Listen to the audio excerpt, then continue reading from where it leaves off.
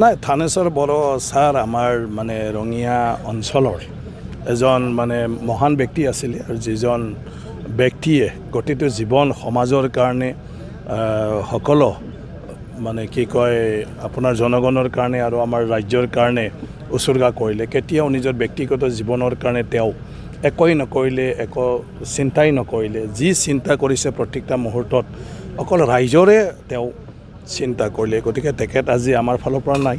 গতিকে আজি ইয়াৰ অঞ্চলৰ গোটেই লোকে তেওঁৰ যিটো শ্ৰাদ্ধ, সেই শ্ৰাদ্ধত এটা শ্ৰদ্ধাঞ্জলি একেলগে চবে দিম বুলি আজি যোজা কৰিছে। তেখেতৰ ঘৰতে য'ত তেওঁ জন্ম হৈছিল তাতে শ্ৰাদ্ধটো হ'ব।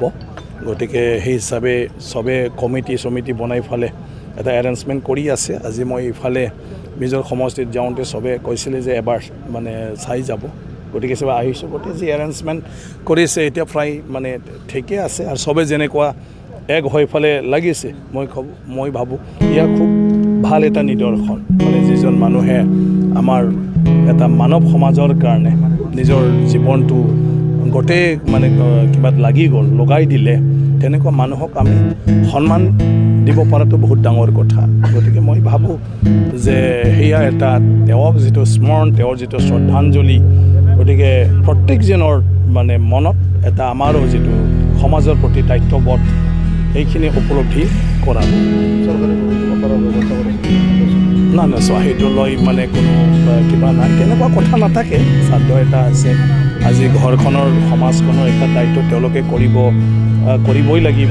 মানে সেইটোৰ লগত ৰঙিয়া অঞ্চলৰ মানে গোটেই কি কয় সচেতন ব্যক্তিয়ে তেওঁৰ শ্ৰাদ্ধৰ সহযোগ কৰিছে যে চবে যি পাৰে সহায় সহযোগ কৰি ফালে একেলগে শ্ৰদ্ধাঞ্জলি দিয়া লগতে আৰু ৰাজহুৱাভাৱে সেইটো কৰিছে। গতিকে তাত যাৰ যি মন যায় তেওঁলোকে চবে কৰিব। এতিয়া তেখেতৰ লগত জড়িত বহুতো ব্যক্তি আছে, তেওঁলোকে বিভিন্ন ধৰণৰ নিজৰ মানে কি কয় ইচ্ছা অনুসাৰে তেওঁক মানে শ্ৰদ্ধাঞ্জলি জনাব। কোনোবা লিখি জনাব, কোনোবা মানে ঘৰত আহি জনাব।